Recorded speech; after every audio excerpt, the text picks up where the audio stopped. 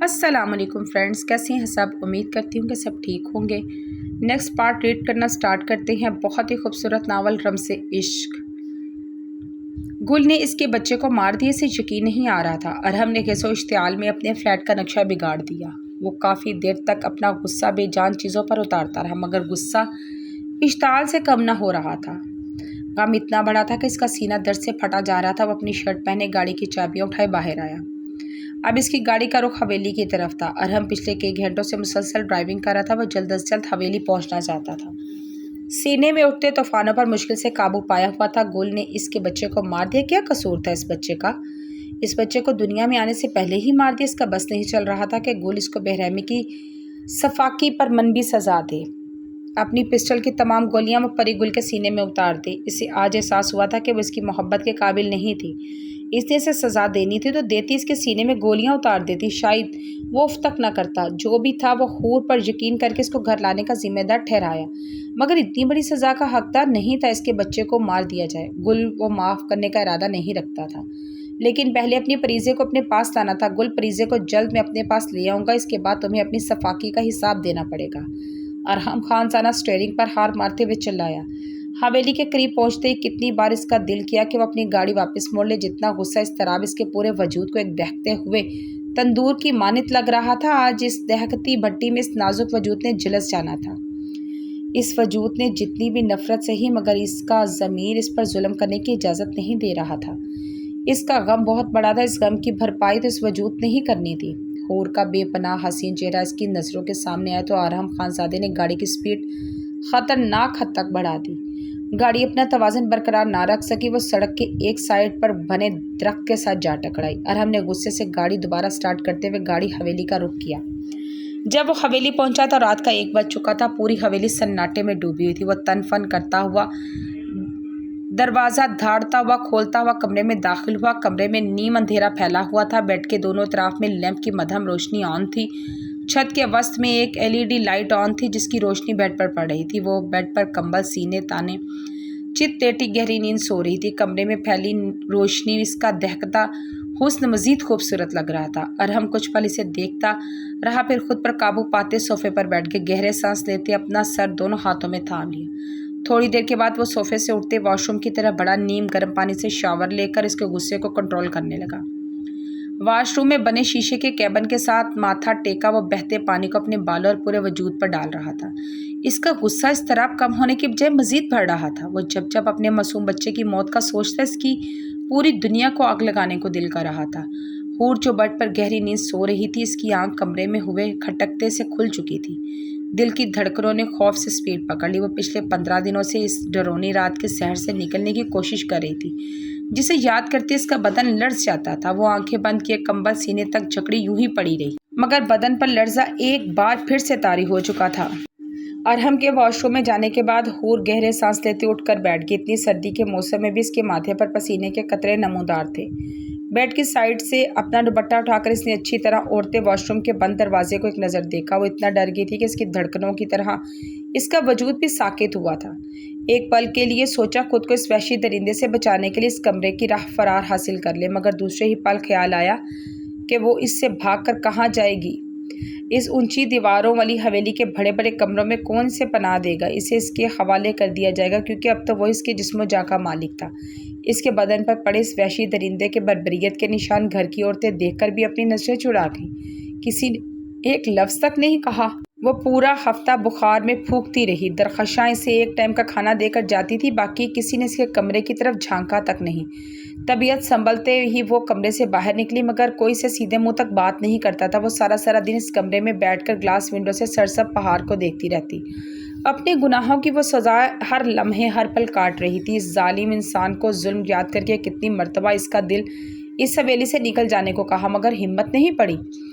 اس کا ڈر ایسا دل میں سمایا کہ اسے یاد کر کے وہ سانس لینا بھول گئی۔ وہ اس کے گھر، اس کی جگہ سے کیسے بھاگ سکتی تھی؟ حور تکیے پر اوندھے منہ لیٹی سسک کر بری طرح رو پڑی۔ واش روم کے دروازے کے کھٹکنے کی آواز سن کر وہ اپنی دبی دبی سسکیاں بھی روک چکی تھی۔ ارحم خانزادہ واش روم میں اپنی بنی الماری سے ٹراؤزر پہن کر باہر آیا۔ شرٹ لیس میں اس کا چٹانی سینہ پوری طرح روشن تھا، جس کے 'ایبس تک نمایاں ہو رہے تھے۔ گھنے بالوں میں ابھی تک پانی ٹپک رہا تھا۔ اس نے اب ایک بار پھر بیڈ کی طرف نگاہ نہیں ڈالی۔ جانتا تھا ایک بار اور اس کا حسین مکار لڑکی کا چہرہ دیکھ لے تو آج وہ ہر حد سے گزر جائے گا۔ اس دن تو شاید اس پر رحم کھاتے پیچھے ہٹ گیا تھا، مگر آج اس پر ذرا بھی رحم نہیں کھائے گا۔ اس دن تو صرف اپنی محبت، اپنے ہنستے بستے گھر اجڑنے کا غم منایا تھا، آج تو اس کی پوری دنیا ہی اجڑ چکی تھی۔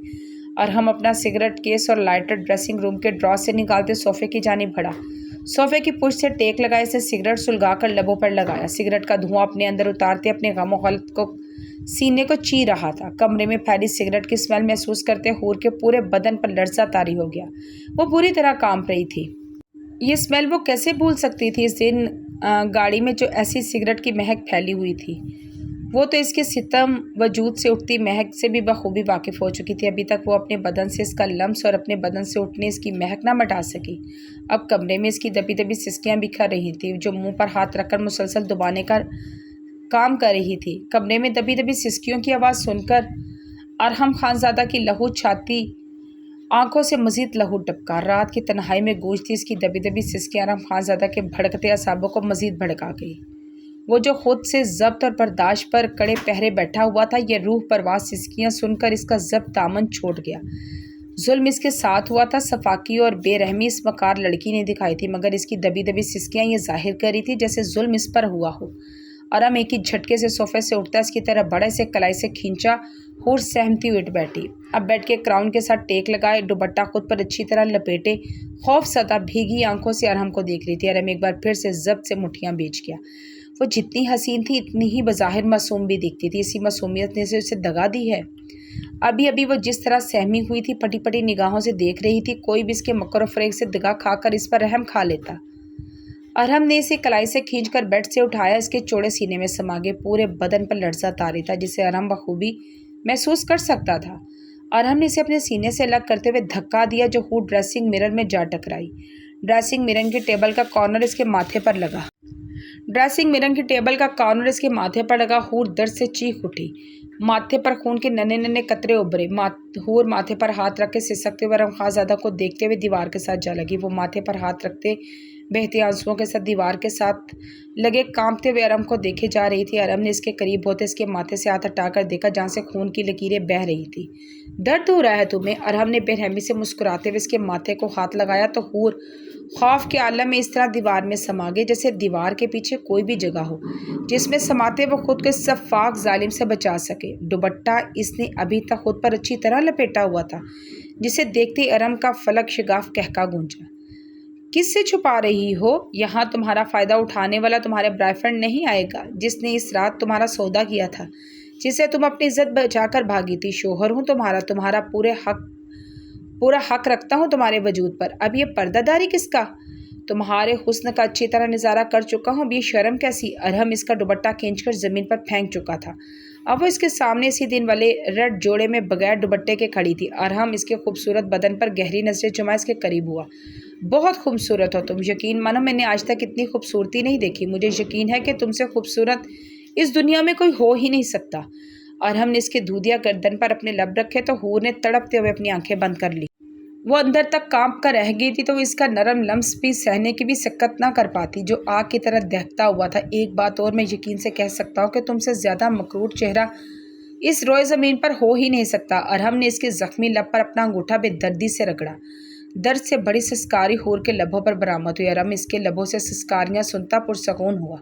میں کب سے سگریٹ کا دھواں اپنے اندر اتار کر خود کو پرسکون کرنے کی کوشش کر رہا تھا، مجھے تو پتہ ہی نہیں تھا کہ میرا سکون تو تمہاری درد سے گونجتی سسکیوں میں ہے۔ ارحم بے رحمی سے بولتے اس کی زخمی لبوں پر جھک گیا۔ ارحم کی شدت پر حور کی آنکھوں کی گرم سیال مادہ جاری ہوا۔ اس کا لمس اتنا دہکتا ہوا تھا، اتنا ہی اس دن کی طرح وحشی بھی تھا۔ وہ بنا اس کے نچلے لب کے زخم کی پرواہ کیے اس کے نازک لبوں کو اپنی شدت کا نشانہ بنائے ہوئے تھا۔ آج واقعی میں اس نے اس کی ایک ایک سانس چرائی۔ حور نے مزاحمت کرنے کی ہمت نہ کی، نہ ہی طاقت۔ وہ بہت جلد ہوش و خراش سے بیگانہ ہوتے اس کی مضبوط باہوں میں جھول گئی۔ ارحم نے اس کی ساکت وجود کو نفرت میں دیکھتے بیڈ پر لٹایا اور اپنا سگریٹ کا کیس اور لائٹر ٹیبل سے اٹھاتے اپنے کمرے کے ٹیرس کی طرف بڑھ گیا۔ ارحم خانزادہ اپنی عادت کے مطابق पहाड़ों पर सुबह सवेरे वर्जिश और जॉगिंग के लिए निकल गया। वो इस वक्त ब्लैक कलर की शलवार कमीज में था जिस पर इसने ब्लैक गर्म शॉल ली हुई थी। इतनी सर्दी में वॉक करने से इसके सफ़ेद रंगत में सुर्खी आती थी। वो रात से आया हुआ था, किसी से भी नहीं मिला था, ना ही से मिलने का इरादा था। वो वॉक करके वापस आया तो किसी से मिले बगैर ही अपने कमरे में दाखिल हुआ तो अमीना खानम की पुकार पर रुका, जी मोरे। और हमने इनकी तरफ पलटते हुए कहा, तुम रात से हवेली आया है, अपनी मोरे से मिलना गवारा नहीं किया? अब हम तुम्हारे लिए सब की तरह गैर हो गया है? हमने तो तुमसे ना सवाल किया, ना ही तुम पर कोई बात उठाया। हमको किस बात की सज़ा है? यह हम तुम्हारे सगा माँ नहीं हैं, इसलिए हमसे ये सलूक कर रहा है। अमीना खानम की बात करते ही आवाज़ भीगी और हम इनका भीगा लहजा महसूस करते तड़प इनकी तरफ बढ़ा। मोरे, ऐसी बात नहीं है, मैं आपसे मिलने आने वाला था। अरम ने शर्मिंदगी से वजाहत की, ऐसा तो पहले कभी भी नहीं हुआ। गुल से तुम कितनी मोहब्बत करता है, मगर कभी हमसे मिले बगैर तुमने कमरे में कदम नहीं रखा था। अब तुम क्या अपनी नई बीवी के हस्न का शाकार हो गया हो, जो हम सबको भूल गया? अमीना खानम के शिकवे पर अरम खानज़ादा ने शिकवा गुना निगाहों से देखा। मोरे, आप भी ऐसी बातें कर रही हैं। वो हसीन चेहरा मेरे लिए सिर्फ घिन खाए जाने के काबिल है। वो कभी भी मेरी बीवी का दर्जा नहीं पा सकती। और हम बेपनाह नफरत बोला, बीवी का दर्जा तो तुमने इसे दे दिया है, इसका सबूत घर की मुलाजमाओं ने भी अपनी आंखों से देखा है। अमीना खानम अरहम के सुर्ख चेहरे पर नजरें चुमाए बोली तो अमीना खानम की बात पर अरहम अपनी नजरें चुका गया। अरहम, नजरें मत चुराओ, तुमने एक मर्द की तरह मर्दानगी का सबूत देते अपना हक लिया था, अब ये शर्म कैसा? अब जब तुम अपनी बीवी का दर्जा दे चुका है तो ये नफ़रत कैसा? अमीना खानम ने तंज किया। मोरे, इसने मुझे बर्बाद किया है, मेरी फरीज़े को मुझसे छीन लिया है, पूरे गांव बर्बादी के सामने मुझे जलील किया है। ये वजह कम है इससे नफ़रत करने की? अरहम ने गुस्से से अमीना खानम की बात काटी जो इसे इल्ज़ाम से ठहरा रही थी। जानता है इसने सब ने किया, तुम पर झूठा इल्ज़ाम लगाया। हमें अपनी तरबियत पर पूरा भरोसा है, तुम कभी ऐसा नहीं कर सकता। मगर तुम ये भी एक बात जान चुका है, वो लड़की बहुत मासूम है, वो किरदार का बुरा नहीं है, इसका कोई बड़ी मजबूरी होगी, इससे ये सब किया। अमीना खानम ने रसानियत से अरहम के चेहरे को देखते हुए, जहाँ हूर के लिए गज़ब शदीद नफ़रत थी, इसका कोई भी मजबूरी रही हो, मगर इसका ये कदम किसी तौर पर माफ़ी के लायक नहीं, वो सिर्फ नफ़रत के काबिल है। और हम नफ़रत से बोलता हुआ, अगर वो नफ़रत के काबिल है तो इसे छोड़ दो, मगर अपनी इज्जत के साथ ये सब करते तुम्हें ज़ेब नहीं देता। तुम ऐसा नहीं है, ये तुम्हारी फितरत नहीं है। हवेली में तुम्हारी छोटी बहनें हैं, वो सब देखेंगे तो क्या सोचेंगे? हवेली में बहुत सी मुलाजमाएँ भी हैं, ये बात इस हवेली से निकलेगी तो बरादरी तक जाएगी, तो सब क्या कहेंगे? अरहम खानज़ादा इतना बुज़दिल है, अपनी बरादरी का हिसाब किसी औरत से ले रहा है, तो तुम्हारा दाजी का नाम ख़राब होगा। तुम अगर इससे इतनी नफ़रत करता है तो इसे छोड़ दो। अगर तुम्हारा ऐसी लड़की से शादी करवाएगा जो तुम्हारे लायक हो, इस गुल और हूर जैसा ना हो। अमीना खानम ने रसानियत से नरमी से कहा, मोरे, हर बार औरत ही मजलूम नहीं होती, इसके साथ ज़्यादती में एक मर्द का हाथ नहीं होता। इसके साथ जो हुआ आप सबको नज़र आ गया, मगर जो इसने मेरे साथ किया किसी को नज़र नहीं आया, क्योंकि आप सबको मैं एक मजबूत मर्द लगता हूँ जिस पर कुछ असर नहीं करता। मगर इस मजबूत मर्द के सीने में एक दिल है जिसे इसकी ज़िंदगी में आई हुई दो औरतों ने पत्थर बना दिया। गुल मेरी मोहब्बत थी, मेरी बेटी की माँ थी, इसे छोड़ना मेरे लिए आसान ना था, मगर इस लड़की की वजह से मैंने इसे छोड़ दिया। अब हूर को मरते दम तक इसका मुदावा करना होगा। वो झूठ बोलकर मुझसे निकाह करना चाहती थी, अब इसे मरते दम तक मेरे निकाह में रहना पड़ेगा। हूर अब अरहमज़ादा की नफ़रत है, अब मरते दम तक इस नफ़रत में जलना पड़ेगा। मुझे अब किसी भी औरत पर एतबार नहीं रहा। औरत सिर्फ डसना जानती है, मुख्तलिफ चेहरे मुख्तलिफ रंग हैं हर औरत के, मगर तकलीफ़ वो सिर्फ इधर ही पहुंचाती है। और हमने अपने सीने पर ज़ोर से एक बार फिर मुक्का मारा। और हम तुम्हारी तकलीफ़ समझता है, हम भी परीज़े के लिए तड़पता है, बल्कि दिन रात रोता है परीज़े के लिए। हमें भी इस लड़की से नफ़रत महसूस होता है जिसने कुछ लम्हों में हमारा हंसता बसता घर बर्बाद कर दिया। सारी बरादरी तुम हम पर थू थू करता है, मगर हम तुम्हारा मोरे है, हम चाहता है तुम इससे नफ़रत में ना जले। तुम्हारी हालत देखकर हमें तकलीफ़ पहुंचता है, तुम हमें ज़ारान और शहराम कहीं ज़्यादा अजीज़ है। अमीना खानम दुपट्टा मुंह पर रखे रोना शुरू हो गई और हमने गहरा सांस लेते इसकी तरफ बढ़ते इन्हें अपने बाजू के हल्के में लिया। इन्हें लिए वो जनान खाने के लाउंज की तरफ बढ़ा, इन्हें सोफे पर बैठाया। मोरे, मैं जानता हूँ आप मुझसे बहुत प्यार करती हैं, ज़ारान और शहराम से कहीं ज़्यादा। मैं भी आपसे बहुत प्यार करता हूँ। और हम अमीना खानम के आंसू साफ करते बोला, जब तुझको मालूम है तो फिर हमारे साथ ये सुतेलो वाला सलूक क्यों किया? अबीर का कितना तबीयत ख़राब है, तुम इससे एक दफ़ा नहीं मिला, वो रोज़ तुम्हारा पूछता है, ना तुम अपने बहन फरिश्ते का पूछा। हम सब तुम्हारा है, वो गुल नहीं है जो तुम हम सबको भूल गया, हम सबसे क्यों कट गया है?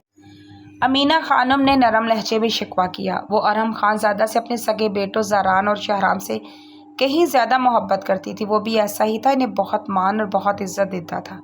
ना सिर्फ अमीना खानम से बहुत मोहब्बत करता था बल्कि ज़ारान और शहराम से भी बहुत मोहब्बत करता था।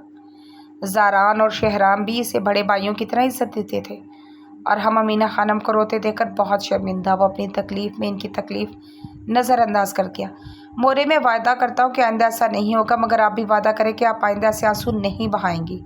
और हमने इनके साथ नरमी से हाथ थामे। और हम तुम्हारे कहने पर हमने इस लड़की से अबीर बहारे किसी को भी नहीं मिलने दिया। वो सारा वक्त तुम्हारे कमरे में ही रहता है। मगर कल वो लड़की दरखाशा के आगे रो रहा था, इसने इधर नहीं रहना, वो इस हवेली से निकाल दे। तुम जानता है दरखाशा इधर का बहुत वफादार मुलाजिम है, इसने हमको सब कुछ बता दिया। हमको डर लगता है कहीं वो लड़की मौका मिलते भाग ना जाए। अगर ऐसा हुआ तो पूरा गांव और बरादरी के सामने हमारी इज्जत का जनाजा निकल जाएगा। अमीना खान की बातों पर अरहम खानज़ादा की रगों में दौड़ते खून में आतिश फशा फैल गया। इश्तियाल के मारे इसके माथे की नीली वेंस जाहिर हुई और हमने बहुत बुरी तरह अपने जबड़े बींचे। वो बहुत मुश्किल से खुद पर जब्त किया अमीना खानम की बातें सुन रहा था। वो लड़की इधर का नहीं लगता, इसके बोलने के अंदाजे से लगता है वो शहर का है। वो सब कुछ अपने बारे में झूठ बोलता है। इसका मासूम चेहरा इसके झूठ का साथ नहीं देता। अंधा भी पहचान जाए कि वो झूठ बोलता है। दरखाशा बता रहा था कि वो बहुत पढ़ा लिखा है, वो कितना ही लफ्ज़ अंग्रेज़ी का भी बोलता है। पता नहीं इसने ऐसा क्यों किया, मगर अब वो इसके लिए पछता रहा है। वो तुमसे बहुत डर गया है। तुम्हारा नाम सुनते ही वो बच्ची का रंग मुर्दे की तरह सफ़ेद पड़ जाता है। हम चाहता है कि तुम इसके साथ अपना रवैया नरम रखो। जो कुछ हो इसको भूल जाओ। कल ज़रान और अब्रिश का निकाह है, बहुत मेहमान होंगे, इसको सबसे मिलना होगा। बरादरी को पता ना चले कि तुम्हारे साथ क्या हुआ है। सबको ये लगना चाहिए कि तुम दोनों एक दूसरे के साथ बहुत खुश हो। इसे नरमी से समझाओ, इसे बताओ यहाँ कैसे रहते हैं, इसका हुलिया भी ठीक करवाओ। हम नहीं चाहता किसी की नज़र इसके बदन के ज़ख्मों पर पड़े। अमीना खानम ने अरहम से सीधे लफ्ज़ों में दो टोक बात की। अपनी बात मुकम्मल करते ही वो अरहम के इश्तियालज़दा चेहरे पर नज़र डालते गहरा सांस पड़ते वहाँ से जा चुकी थी। हूर की आंख खुली तो खौफ के आलम में पूरे कमरे में नजरें दौड़ाई तो सितमगर कहीं नजर ना आया। वो कितनी देर तक ऐसे ही लेटी रही, फिर हिम्मत करके उठकर बैठी। पूरे कमरे को एक बार फिर से सहमते हुए देखा, चाहे जालिम का निशान ना था। क्या वो चला गया? हूर ने से अपने दुखते सर को दबाया। दरखाशा तो यही बता रही थी कि इस्लामाबाद में इसका फ्लैट है, तो क्या वो सच में चला गया?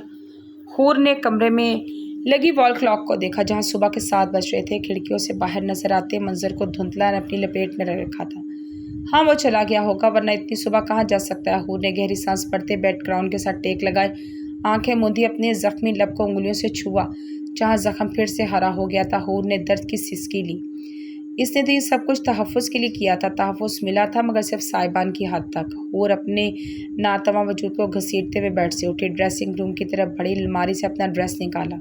इसके पास सिर्फ 2 ही ड्रेस थे, एक जो वो पहनकर हवेली आई थी, दूसरा इसके निकाह का जोड़ा जो इसने ज़ेबे तन कर रखा था। ड्रेसिंग रूम की कबर्ड पड़ी गुल के ज़ेर मबलूसात से भरी पड़ी थी। इसका सब कुछ वैसा ही था जैसा वह छोड़ कर गई थी। इसने किसी चीज़ को हाथ नहीं लगाया। इसने ज़िंदगी में कभी किसी चीज़ को हाथ नहीं लगाया था, बल्कि किसी दूसरी की चीज़ की निगाह भी डालना अपनी तौहीन समझती थी। वो किसी के घर, किसी के कमरे में, किसी की जगह पर खड़ी थी। इससे मालूम होता अरहम खानज़ादा परी गुल का शौहर है तो अपनी जान गंवा देती, मगर कभी ये सब ना होने देती। वो परी गुल का लिबास, मेकअप, इसकी ज्वेलरी, इसकी प्राइवेट चीज़ें देखकर अलमारी से टेक लगा सिसक पड़ी। एहसास जुर्म इसे अंदर से मार रहा था। वो किसी के घर के उजड़ने का सबब बन गई, एक बच्ची को इसके माँ बाप से जुदा कर दिया। ये एहसास, ये जुर्म इस पल अंदर मार रहा था। अब तो जिंदा रहने को भी इसका दिल नहीं करता था।